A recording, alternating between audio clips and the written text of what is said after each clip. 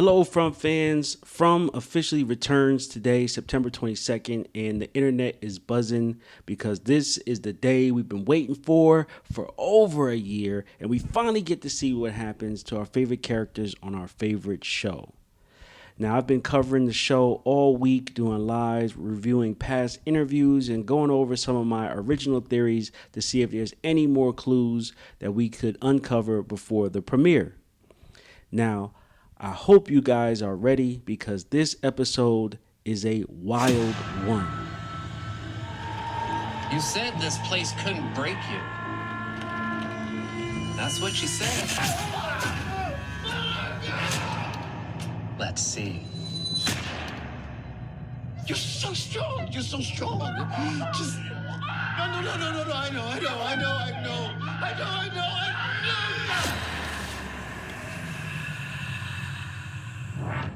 Season 3, Episode 1 premieres officially tonight at 9 p.m., but Episode 1 is available to stream on Amazon Prime with a 7-day free subscription. Now, some of the biggest theories that have been going on is who was on the phone with Jim, what is going on with the trap that the creature set, does Tabitha have a time machine, who is Henry, what is going on with Christy, is she the one that gets her leg caught, is Randall the one that burns himself up, or does something else happen to him? What is Victor digging up? Does he know anything different? What is going on with Jade and those red rocks? And will we see the Ghastly kids again? And did Tabitha help them last season? Now, last season we saw Tabitha climbing the lighthouse / tower and walk around and explore a little bit. Then she gets approached by the boy in white who says this is the only way before pushing her out of the tower. Then we see her wake up in the hospital, not knowing where she's at, and I believe not knowing what time she's in or not knowing how she got there.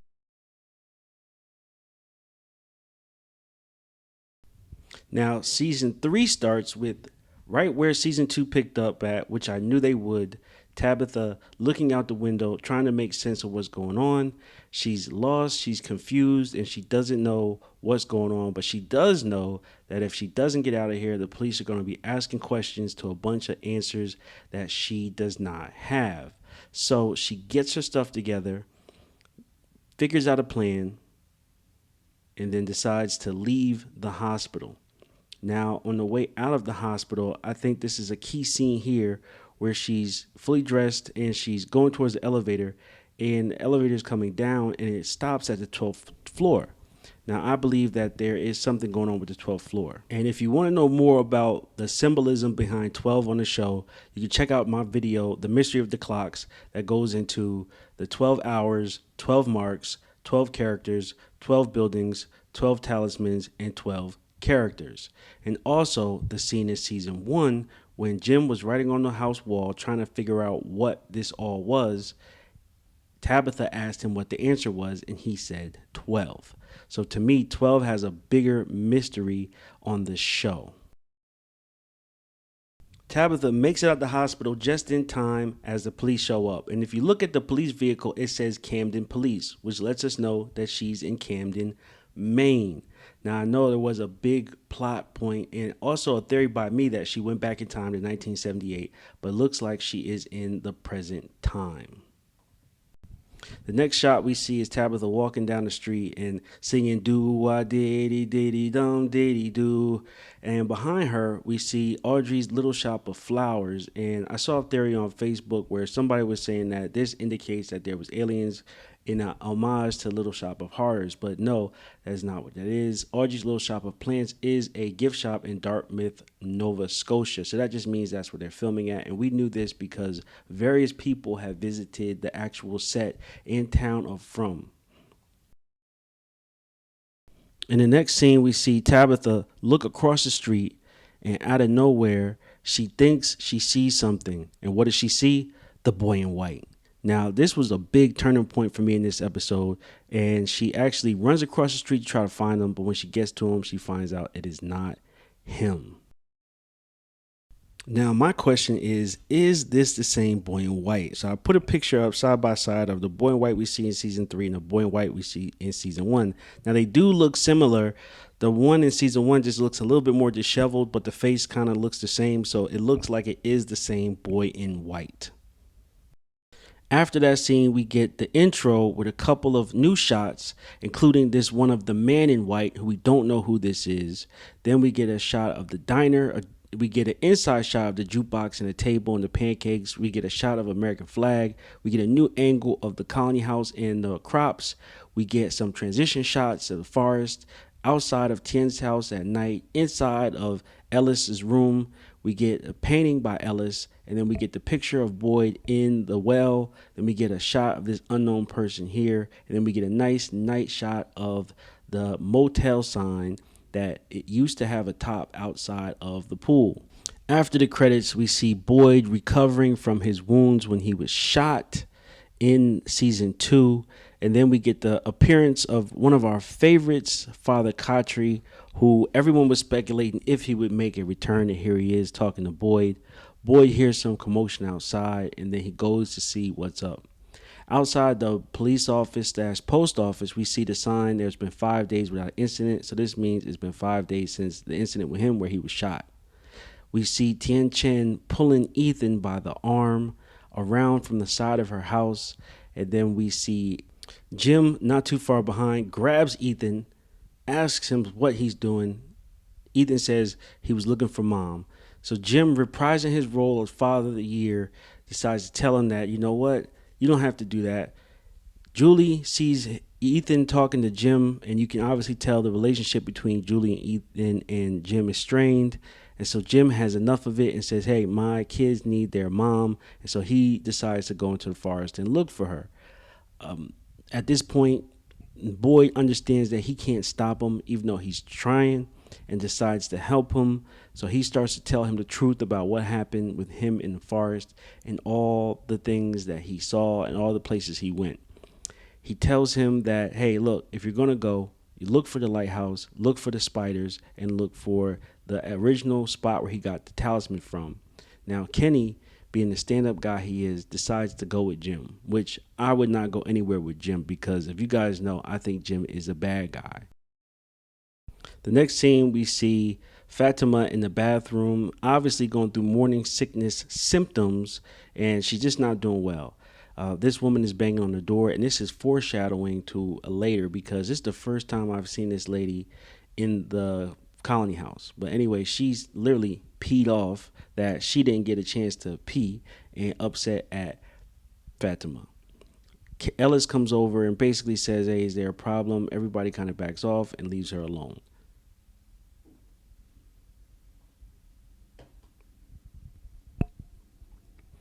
We get this quick clip of Jade in the bar where he's trying to figure out the symbol and he just can't visualize it anymore. Kenny and Boyd come over, pick him up, and let him sleep it off in the police station. The scene switches back to Tabitha where she's at some sort of outdoor flea market and she approaches this woman and asks if she can use the woman's phone. The woman is very skeptical at first because Tabitha, first of all, is looking crazy and acting crazy, but she lets her use her phone anyway, and she calls her mom. Now, this was a big plot point because I did a couple episodes as far as who are the grandparents, and we get to hear her talk to her mother, who sounds very concerned, but of course, Tabitha doesn't have any information to give to her. Now, this also goes into what we saw in the trailer, that the phone rings and Jim picks up, but we don't get to hear who's on the other line. Now, originally, I believed that could have been Tabitha's, what a lot of theories were saying. I did kind of believe that it was one of Jim's worst nightmares, and that would be his son. So looks like we know it's not Tabitha at this point, but we still don't know who calls Jim later in the season.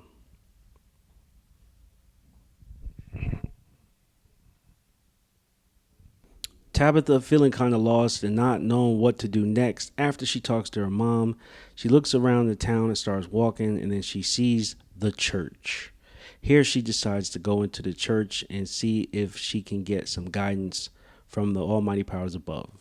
Then the camera switches back to Fromville where we see Ethan doing a puzzle. Now, the Easter egg here is that I believe the puzzle is of Camden, Maine, where Tabitha disappeared to. We see Ellis and Boyd on a mission to go to the colony house after that to see what's going on up there because they asked to come over there. They go to the crops, and then that's when they find out that all the crops are dead. Meanwhile, back in the town, Tien Chen's basement gets raided by the rest of the colony house and towns members, and it looks like a war is brewing for food. We even see Randall, who is oh so disrespectful, decides to brazenly walk up to the barn and grab a goat. Now, you already know Ethan's not having that because the goat is one of his best friends. And I said before, that's how Sarah set him up, asking him if he wanted to see the goats. Victor, standing up for his friend Ethan, pulls out the blammer on Randall and says, hey, move another step with that goat and you'll be eaten tonight, or sleeping in a pine box or casket, how you want it. So look, Boyd, of course, perfect timing, intervenes and gets a chance to disarm Victor before he does any damage to this knucklehead. He takes the gun away and look, gives this great speech about how they all can make it, but they all have to work together in typical Boyd fashion. It's always great to see the leadership skills. I believe that Boyd is one of the top leaders we've seen in television history. Now the scene flips back to the journey that Jim and Kenny is on, and something just didn't sit right with me where we keep hearing Jim saying, oh, thank you so much for coming with me, knowing that he's probably leading him into a trap.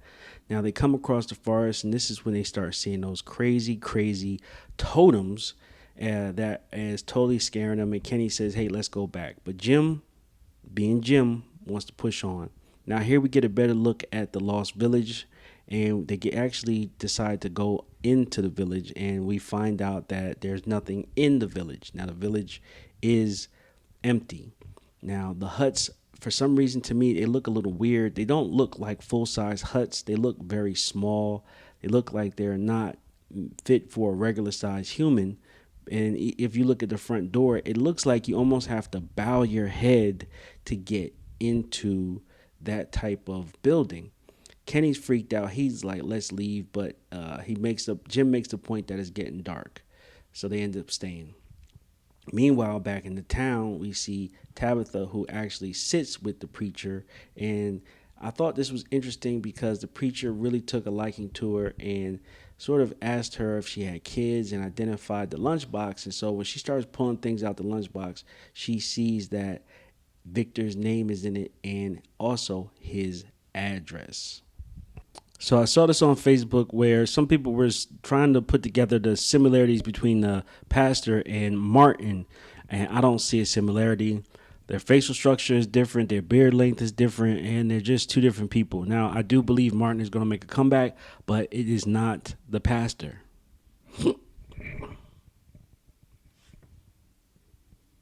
The next scene, we see Elgin back at the colony house, and he appears to be sitting with Tilly and falling asleep. And then he kind of wakes up and looks over, and who does he see?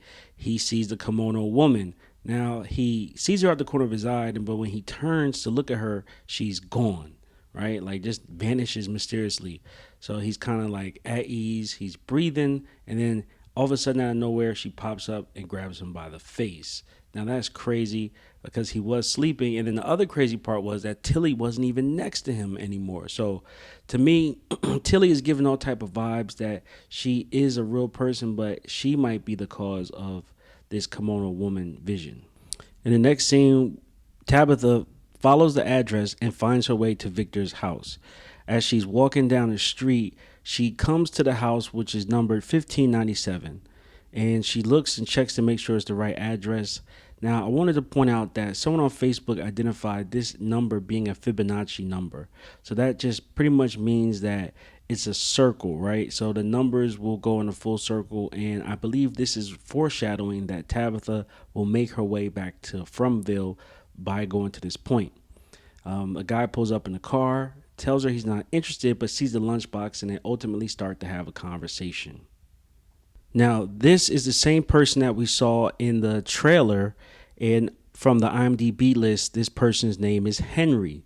Now, we don't know who Henry is. There's a lot of theories that he is Miranda's husband or the daughter Eloise's husband. We don't know, but he does have a wedding ring on. Now, the actor that plays Henry is named Robert Joy, formerly of CSI NY. He joins a talented ensemble cast as Henry, a Cremundan who the years have not been kind to. And of course, losing his family, of course, would not make you a happy person. Now, there's two people who could possibly be the father in this situation, the other person being the one we know as Christopher. Now, we don't know Christopher is, but we know he had a relationship with Victor, and Victor said he was a funny guy, and he was in the town of Fromville. So we're trying to figure out what happened to Victor, but it does look like one of the pictures that we saw in the trailer could be Christopher, but we're not sure. So that's more information that we got to find out. So then in the next scene, we see Kenny and Jim spending a night in the Lost Village. Now, one thing I want to point out is that they hear something creeping around outside, and something tries to open the door.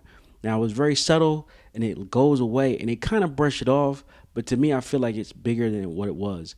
It did not sound like a dog. It did sound like it was something on 2 feet, and it left just as fast as it came. And I think that they're going to find something else is out there, but we don't know what. I don't think it was a creature, because the creatures usually scream when they're running around the forest at night. Plus, we know from the next scene that the creatures were in the town pulling off their plan to perfect execution. Their plan was to release the farm animals and let the regular people from the town see it and then go after them. And then when someone tried to recover all the animals, they would try to do their plan.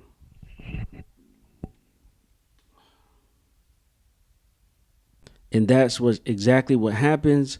The animals make their way down Main Street, cause a commotion. Boyd looks out the window and then decides, I don't know, it's going to go grab the animals. Now, I feel like he should know better, Mr. Fish and Loaves, because it's dark outside.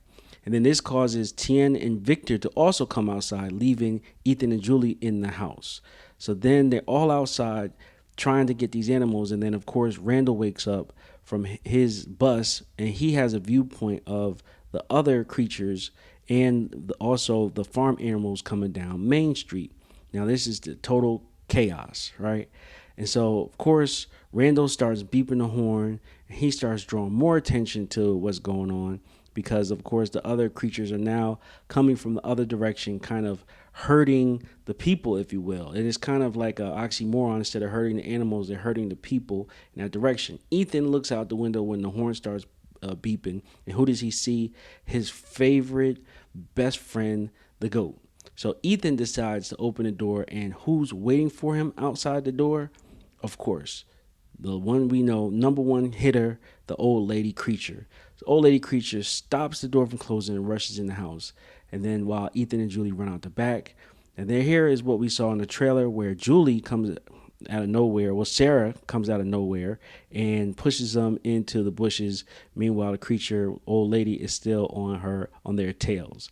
Now, I mean, I think this plan was executed very well, and they're having a lot of trouble with these animals. Of course, animals are stubborn, but I did kind of expect the goats and the cows to go a little bit easier. And here's the biggest oxymoron of the night. The milkman kills the cow, and it's like, which comes first, the chicken or the egg? And this one looks like the milkman came first, or came out on top at least. He goes, full transformation, howls at the moon, while everybody runs away. Now, trying to get away from the old lady creature, Ethan, Julie, and Sarah run into Randall's bus. And then while the creature's still hurting the rest of the people towards the barn, it actually works, where you got Victor and Jade running into the house, but then you still have Boyd and Tien trying to get the cow into the barn, because this is the last of their resources.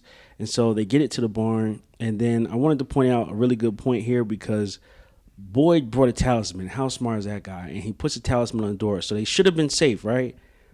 No, they turn around and every creature is right there in the barn waiting for them. Surprise, motherfucker. And then that's when the slaughter starts. Oh, the horror. Oh, the horror. And this was pretty much what one side we saw of the trailer, where the Western Star creature Cowboy Killer asks Boyd that, is that what he said? Did you say that we couldn't break you? Because right here, they were going to show him how Uptown does it. They were going to show him exactly how they get down and how they do business. And unless they play that, Boyd plays their game, they're going to break him. And that's what they're looking forward to do.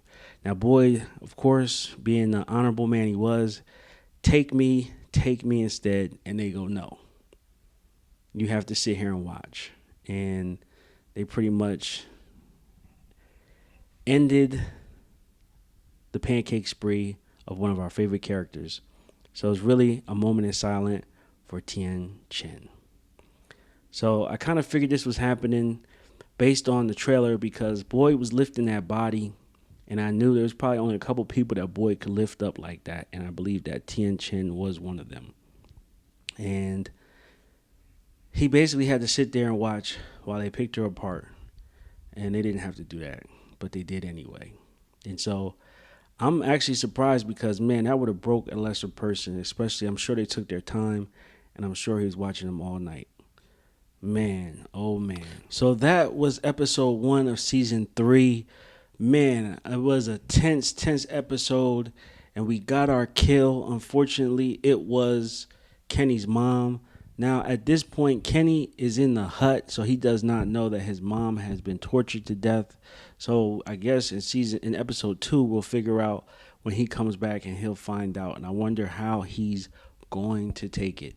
I think this was a great episode. It did not leave us hanging. Even though we did not get some answers, I believe we made some connections, and there will be some more information in other episodes that will come that will help us put together possibly what is going on.